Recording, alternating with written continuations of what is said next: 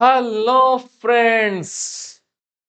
आज आपको मैं नीट के फिजिक्स और वो भी 2024 2024 में नीट का जो सवाल आया है उसमें से एक सवाल आज आपके सामने मैं डिस्कस करने वाला हूं, वो भी न्यूटन्स लॉ ऑफ मोशन के सवाल जो है आज मैं आपको डिस्कस करूंगा। आइए न्यूटन्स लॉ ऑफ मोशंस में एक सवाल जो 2024 में नीट में यह सवाल पूछा गया है। सवाल बहुत ही सिंपल सवाल है। यहां पे दो ब्लॉक्स दिए हुए हैं। एक ब्लॉक है जो 3 kg का है और एक ब्लॉक है जो ये 2 kg का है। 3 kg वाले ब्लॉक के बगल में 2 kg का ब्लॉक लगा हुआ रखा हुआ है और यहां से एक फोर्स जो 10 न्यूटन का फोर्स है इस पे अप्लाइड है। साथ ही साथ इस सवाल में लिखा हुआ है कि ये जो सरफेस है, जिस सरफेस पे ये रखा हुआ है, ये फ्रिक्शन लेस सरफेस है। आपसे क्या क्वेश्चन पूछा गया है? क्वेश्चन ये पूछा जाता है कि आप बताइए the force exerted by block A on block B. A block B block पे कितना फोर्स लगा रहा है, यह सवाल आपको बताना है। और चार ऑप्शन है, 0, 4 न्यूटन, 6 न्यूटन और 10 न्यूटन। ठीक है, तो अब आप पूछेंगे कि सर ये सवाल बनेगा कैसे। आइए हम लोग इस सवाल को बनाने के लिए आपको मदद करते हैं। कैसे आप इस सवाल को बना पाएंगे, let's move how to solve this question. इस क्वेश्चन को मैं आपके सामने यहां रखता हूं और फटाफट मैं आपको कोशिश करता हूं बताने के लिए कि यह सवाल कैसे बनेगा। सबसे पहले न्यूटन्स लॉ ऑफ मोशंस के जो भी सवाल आपके पास आते हैं, Newton's law of motion, Newton's laws of motion के जितने भी सवाल आएंगे उसके लिए सबसे पहला चीज क्या करना है, वो होता है free body diagram, FBD, free body diagram. अगर आप फ्री बॉडी डायग्राम निकाल सकते हैं, फ्री बॉडी डायग्राम ड्रॉ कर सकते हैं, तो फिर न्यूटन्स लॉ ऑफ मोशन के क्वेश्चंस, फ्रिक्शन के क्वेश्चंस, सर्कुलर मोशन के क्वेश्चंस और जितने भी क्वेश्चंस आपको आने वाले हैं, ये सारे क्वेश्चंस आप सॉल्व कर सकते हैं। Okay, so free body diagram होता क्या है? Free body diagram is nothing but एक ऐसा डायग्राम जिसमें उस ऑब्जेक्ट पर लगने वाले सारे फोर्स को ड्रॉ किया जाता है। ओके, फ्री बॉडी डायग्राम का मतलब क्या है? फ्री बॉडी डायग्राम एक ऐसा डायग्राम है जहां पर बॉडी पे, ऑब्जेक्ट पे लगने वाले सभी फोर्सेस को ड्रॉ किया जाता है। A diagram which shows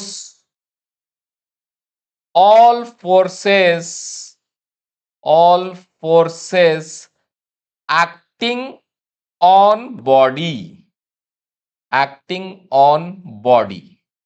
okay, एक ऐसा डायग्राम ड्रॉ करना है जो जिसमें यह दिखाई दे कि उस ऑब्जेक्ट पर क्या क्या फोर्स लग रहा है। ठीक है, फ्री बॉडी डायग्राम मतलब क्या क्या फोर्स उस पर लग रहा है। तो आइए अब आप यहां देखिए कि इस जगह पे आपके पास दो ऑब्जेक्ट रखे हुए हैं। एक तो आपका है ये ए ऑब्जेक्ट। ओके, इस ऑब्जेक्ट का फ्री बॉडी डायग्राम, तो फ्री बॉडी डायग्राम का मतलब इस पे कौन कौन से फोर्स लग रहे हैं। सबसे पहले दुनिया में ये फोर्स इस पे लग रहा है, mass of A multiplied by g. एक फोर्स इस पे लग रहा है ग्रेविटेशनल फोर्स, जो हमेशा एक बॉडी पर लगेगा। दूसरा फोर्स कौन सा लग रहा है भाई? आप सोचिए कि ये जो ऑब्जेक्ट है कहां पे रखा हुआ है भाई? ये इस सरफेस पर रखा हुआ है, यहां पर देख रहे हैं। तो एक फोर्स आप देखिए, इस पर हम लोगों ने यहां पे ये ऑलरेडी दिया हुआ है कि इस पे 10 न्यूटन का एक फोर्स काम कर रहा है। 10 न्यूटन का फोर्स काम कर रहा है। ठीक है। अगला फोर्स जिस सरफेस पे रखा हुआ है वो सरफेस इस पर एक फोर्स लगा रहा है नीचे से, ये वाला force normal force. Okay, normal force कौन लगा रहा है? जिस सरफेस पे रखा है वो फोर्स लगा रहा है। ठीक है। अब आप सोचेंगे कि अच्छा बी क्या कर रहा है भाई? ए तो बी के संपर्क में था, ए जो है यहां पे बी के साथ यहां पर है, यहां पे कांटेक्ट में है। इफ यू सी यहां पर ये यहां पे इसके कांटेक्ट में है यहां पर। तो ए क्या कर रहा है और बी क्या कर रहा है? जाहिर सी बात है कि ए बी को आगे की तरफ धक्का दे रहा है। ए क्या कर रहा है? बी को आगे की तरफ धक्का दे रहा है। ये जो मेरा बी है ना, ये जो बी है इसको एक आदमी यहां से धक्का दे रहा है। कौन धक्का दे रहा है भाई? कौन फोर्स लगा रहा है? Contact force. ये ए और बी आपस में जब कांटेक्ट में है तो ए इन पर एक कांटेक्ट फोर्स लगा रहा है। ठीक है। तो ये फोर्स कौन लगा रहा है? ये फोर्स लगा रहा है ए। तो मान लीजिए फिलहाल अभी मैं इसको लिख देता हूं कि ये फोर्स जो है, सपोज कि ये इसका नाम मैं दे देता हूं N1। मान लीजिए N1 कांटेक्ट फोर्स है, आपस में कांटेक्ट में है इसलिए एक फोर्स लगा रहा है, normal force. Always when two bodies are in contact एक नॉर्मल फोर्स तो लगेगा ही लगेगा। अब क्वेश्चन ये उठता है कि ए बी पे फोर्स लगा रहा है N1, बी क्या कर रहा है भाई? बी क्या चुपचाप बैठा रहेगा? Newton's third law of motion, Newton's third law of motion में क्या कहा गया था? Every action has equal and opposite reaction. मतलब अगर ए इस पे बल लगा रहा है बी पर तो बी बैठा हुआ नहीं रहेगा। बी कहेगा कि भाई तुम अगर मेरे ऊपर फोर्स लगा रहे हो तो मैं भी तुम्हारे ऊपर फोर्स लगाऊंगा। ये एंड दोनों का वैल्यू जो है मैग्नीट्यूड में सेम होगा, N1 N1। Okay, N1 magnitude, वो भी N1 मैग्नीट्यूड। डायरेक्शंस दोनों के हम लोगों ने अलग अलग दिखाए हैं। सो अब आइए ए का फ्री बॉडी डायग्राम कंप्लीट हो चुका है। कैसे? ए पर लगने वाला फोर्स F, ए पर एक N1 कांटेक्ट फोर्स जो बी लगाया था, एक सरफेस से नीचे वाला लगने वाला फोर्स नॉर्मल, और एक mg। अब आइए बी के बारे में कि बी पे कौन कौन से फोर्स काम कर रहे हैं। तो बी पे एक उनका फोर्स नीचे की तरफ काम कर रहा है, that is mass multiply mass of B multiplied by G. B पर एक जमीन नीचे से फोर्स लगा रहा है, जिस सरफेस पे रखा हुआ है वो सरफेस उस पे एक फोर्स लगा रहा है, ये वाला नीचे से। And that force is nothing but normal, नाम दे दीजिए N2, क्योंकि यहां का ये N1 वहां का वो N2 दोनों अलग अलग होगा। ये N वो N2, ये N1 ये N1 हमने नाम के रूप में रखा हुआ है जो है। तो ये अब हमारा फ्री बॉडी डायग्राम ड्रॉ हो चुका है। ओके, फ्री बॉडी डायग्राम मैंने आपके सामने ड्रॉ कर दिया है।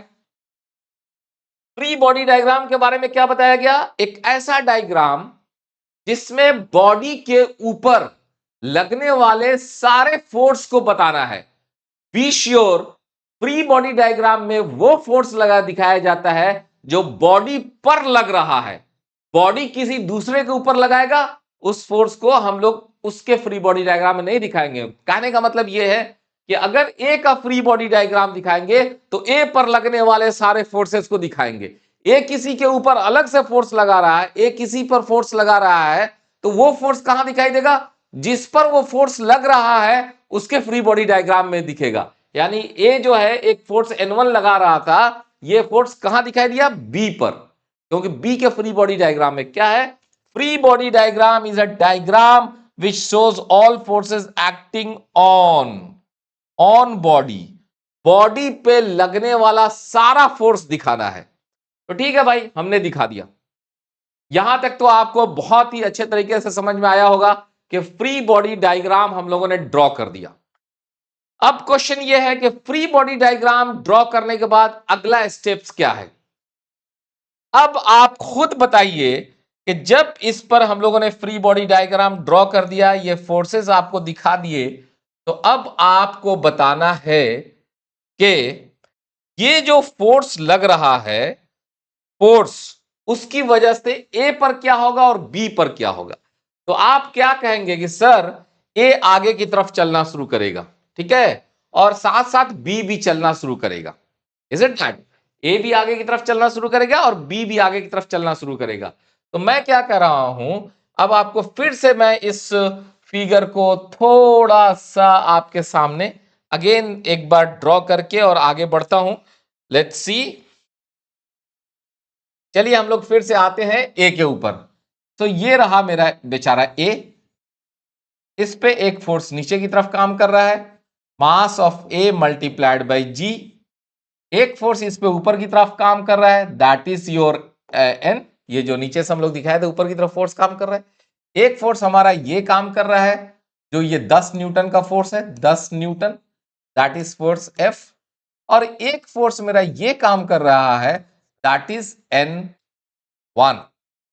ये लेकिन बॉडी मूव किधर करेगा? बॉडी किधर मूव करेगा?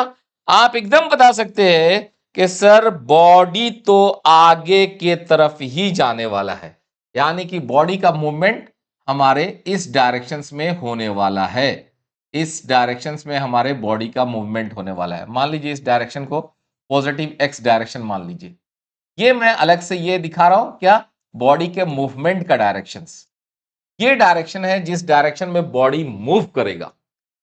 तो हम कहेंगे कि मान लीजिए कि इस डायरेक्शन में मूव कर रहा है कौन? ए आगे बढ़ना शुरू किया, और ए आगे बढ़ना शुरू किया कितने एक्सेलरेशन से? सो लेट इसका acceleration, let acceleration is A, let acceleration is A and in direction X. X के डायरेक्शन में, पॉजिटिव एक्स के डायरेक्शन में इसका एक्सेलरेशन एक्स है। चलिए, तो अब हम आपको लेकर आते हैं कि जब आपने फ्री बॉडी डायग्राम ड्रॉ कर दिया, आपको यह पता चल गया कि बॉडी का मूवमेंट किधर होने वाला है। अब आपको यह पता चल गया, आपने मान लिया कि उसका एक्सेलरेशन ए है। तो अब आप ये चीज निकालेंगे कि apply Newton second law. Newton second law, Newton second law को हम लोग अप्लाई करेंगे। न्यूटन सेकेंड लॉ क्या बोलता था? न्यूटन सेकेंड लॉ के बारे में आपको यह कहना चाहूंगा कि न्यूटन सेकेंड लॉ आपको यहां पे कहेगा net force in x direction. X direction में जितने भी फोर्स काम कर रहे हैं सभी का जोड़, एक्स डायरेक्शन में जितने भी फोर्स काम कर रहे हैं सब का जोड़ is equal to mass multiplied by acceleration in x direction, mass of A. Okay, तो आपके पास एक इक्वेशंस मिला कि फोर्स, सभी फोर्स का जोड़, जो एक्स डायरेक्शन में सभी फोर्स का जोड़ हमको लेना है, और that is equal to mass of A multiplied by acceleration of A. तो अब आप पूछेंगे कि अच्छा सर बताइए फटाफट फटाफट के जो है कितना होगा, क्या होगा। सो मैं अब आपको ये कह रहा हूं कि आ जाइए काम की चीजों पे। Force, sum of the forces in x direction. अब इस पर आइए क्या क्या फोर्स काम कर रहा है एक्स डायरेक्शन पे, ठीक है। तो कैसे निकाला जाता है वो समझने की कोशिश कीजिए। सबसे पहले आपके पास एक ये 10 न्यूटन का फोर्स है एक्स डायरेक्शन में। एक्स डायरेक्शन के साथ ये जो फोर्स है कितना एंगल बना रहा है? 0 डिग्री। कितना एंगल बना रहा है? 0 डिग्री। ये फोर्स इधर है और एक्स भी इधर है, तो कितना एंगल? 0 डिग्री। तो हम लोग क्या लिखेंगे? हम लोग लिखेंगे एफ कॉस 0 डिग्री प्लस, अब आप पूछेंगे एफ कॉस 0 डिग्री क्यों लिखे? क्योंकि ये जो एफ है उसका एक्स डायरेक्शन में क्या कंपोनेंट होगा वो चीज मैंने लिख दिया, प्लस अब आपका ये N1, N1 एक्स डायरेक्शन के साथ कितना एंगल बना रहा है? हमारा एक्स डायरेक्शन इधर की तरफ है जी, ये है इधर की तरफ, और ये फोर्स है इधर की तरफ जो है। सो कितना एंगल बना रहा है? 180 डिग्री, ये इधर और ये इधर। तो अब हम लोग क्या लिखेंगे? Plus N1 cos 180 degree plus, अब आप पूछेंगे कॉस 180 डिग्री क्यों लिखे? क्योंकि फोर्स का एक्स कंपोनेंट, N1 का x component, N1 multiplied by cos 180 degree. cos 180 degree -1 होता है, ये आपको पता होगा। cos 0 डिग्री 1 होता है, cos 180 डिग्री -1 होता है, और cos 90 डिग्री कितना होता है? 0। तो ये आइए, अब आपका ये है mg नीचे की तरफ, और ये है हमारा x डायरेक्शन। सो mg का कंपोनेंट कितना लिखेंगे? mg cos 90 degree plus n यहां पर है n cos 90 degree is equal to mass of a multiplied by acceleration, जो कि हमने a माना है। तो यहां से अब आपको क्या मिला? आइए, f cos 0 डिग्री, सो f cos 0 डिग्री का मतलब 10, cos 0 डिग्री मतलब 1, तो यहां हो गया 10। n1 cos 180 degree, cos 180 degree मतलब -1, तो this is -n1। cos 90 degree 0, cos 90 degree 0, ये दोनों चीज गायब हो गया, ये 0 हो गया, ये भी 0 हो गया। ओके, और मास ऑफ ए कितना दिया हुआ है? मास ऑफ ए दिया हुआ था 2 kg। So 2, this is plus 0 is equal to 2 multiplied by A. This is my first equation. इस इक्वेशंस में अगर आप देखें तो मेरे पास 10 है, n1 है और a है। वेरिएबल क्या है? n1 वेरिएबल है, a वेरिएबल है, इसका मतलब 2 वेरिएबल यहां पर है, तो एक इक्वेशन और चाहिए। अब वो इक्वेशन कहां से आएगा? तो वो बी पे दिमाग लगाइए, बी पर आइए। अब बी पर हम लोग आते हैं, सो बी पे मूव कीजिए थोड़ा सा, एंड देन यू मूव के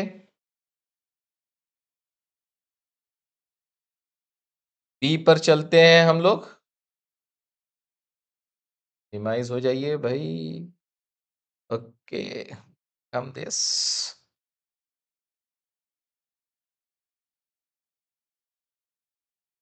ओके, बी पर हम लोग चलते हैं।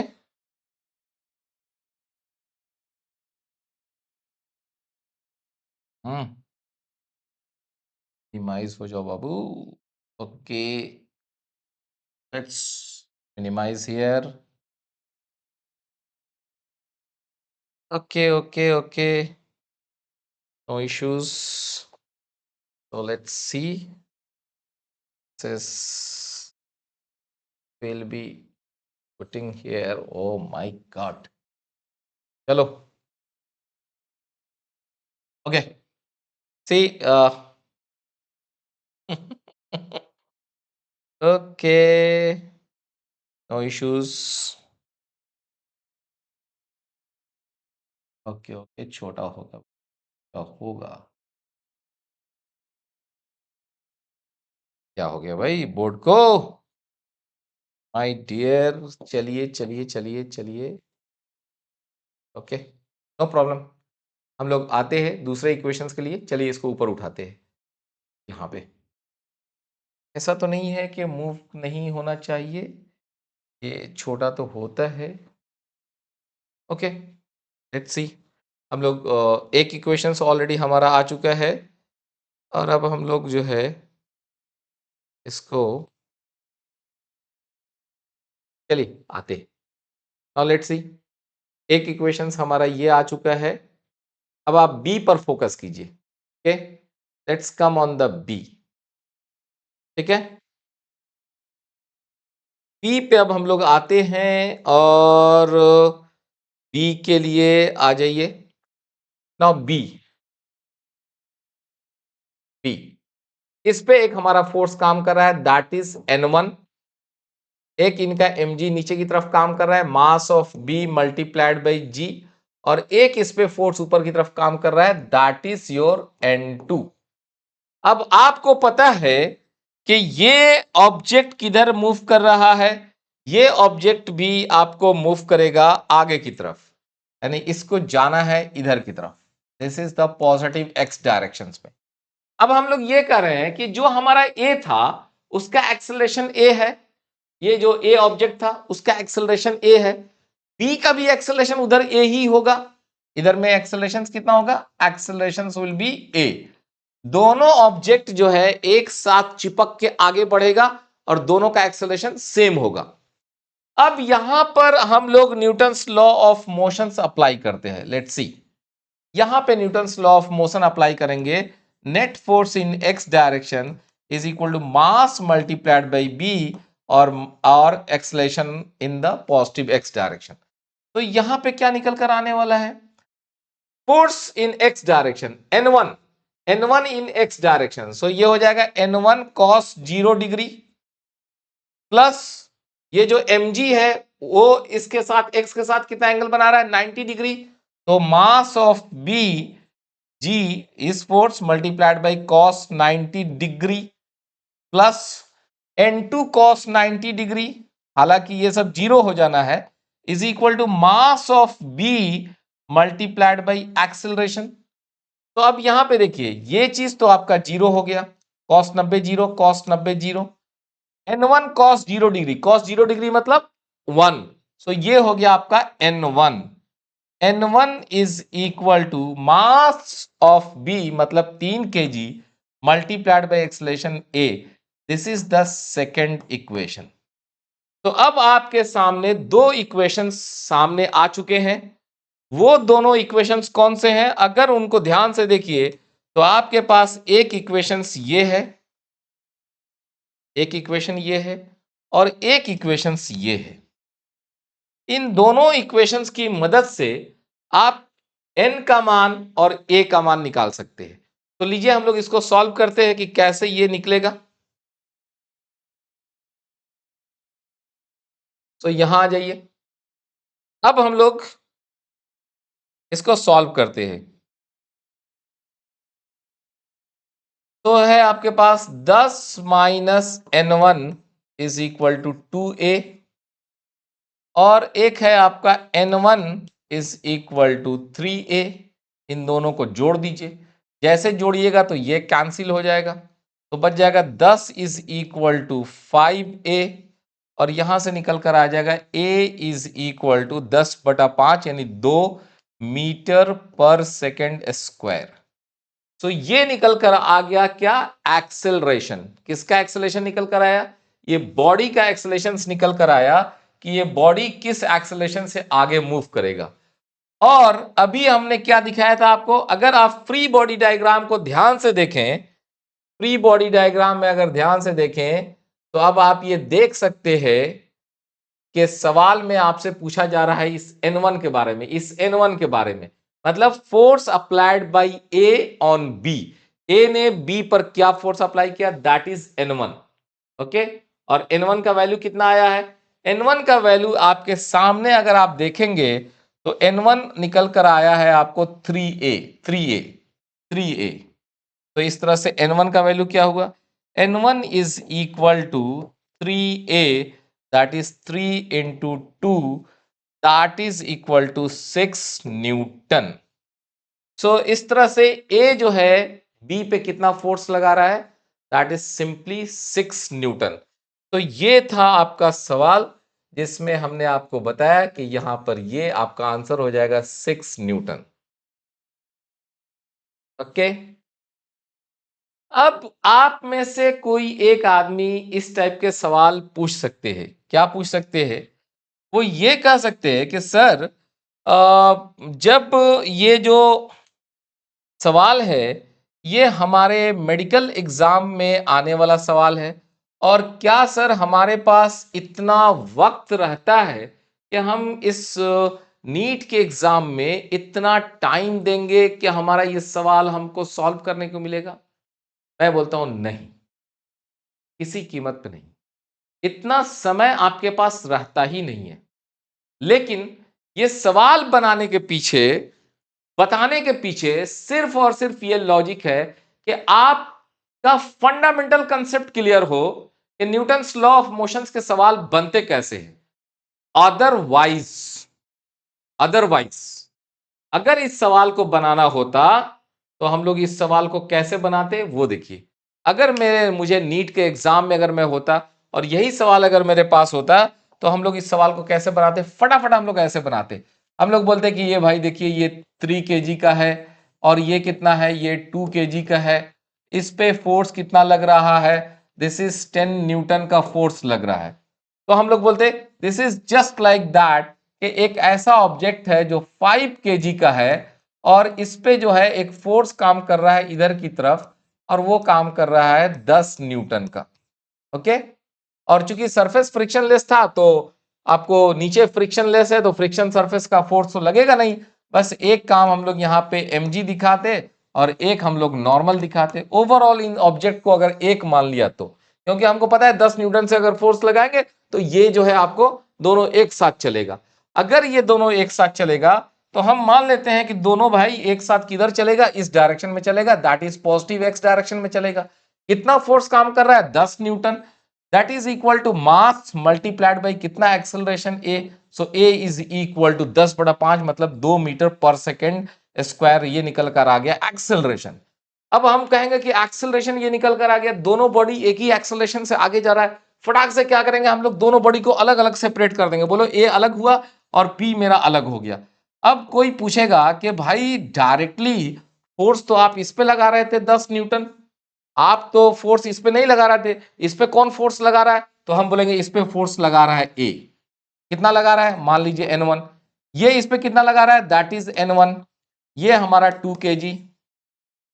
अब आप इसमें पूछेंगे कि सर अगर ये N1 फोर्स इसको आगे बढ़ा रहा है, कितने एक्सेलरेशन से बढ़ा रहा है, 2 मीटर पर सेकंड स्क्वायर से, तो N1 वैल्यू क्या होगा, N1 इज इक्वल टू इसका मास 3 मल्टीप्लाइड बाई एक्स का acceleration 2, that is 6 Newton.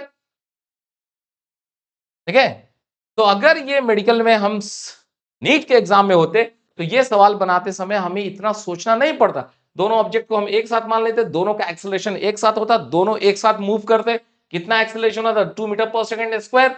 And ये जो ब्लॉक है ये आगे कैसे बढ़ रहा है, इस पे कौन फोर्स लगा रहा है, इस पे फोर्स ए लगा रहा है, तो ये N1 फोर्स लगा रहा है, that N1 is equal to this mass multiplied by acceleration. Newton second law तो यही बोलता है, force applied is equal to mass multiplied by acceleration. तो इस तरह से हमें ये पता चल जाता है ओके दिस इज 6 न्यूटन। तो ये एग्जाम्स में आप सवाल फटाफट बनाएं, उसके लिए लेकिन जरूरी है कि पहले आपका कंसेप्ट क्लियर होना चाहिए।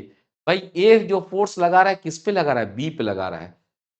तो एग्जाम्स में सवाल आएंगे, आप अपने फंडामेंटल को क्लियर कीजिए, फंडामेंटल कंसेप्ट क्लियर रहे तो आप फटाफट जो है सवाल बना सकते हैं। हम लोग और भी नीट के जो सवाल आए हैं 2024 में या टॉपिक वाइज, अगेन हम आपको सवाल लेके आपके सामने फिर से आएंगे। तब तक जो हमने आपको सवाल बताया न्यूटन्स लॉ ऑफ मोशन का, उसका प्रैक्टिस कीजिए और कंसेप्ट को क्लियर कीजिए। अगले सवाल में फिर मिलते हैं। थैंक यू दोस्तों।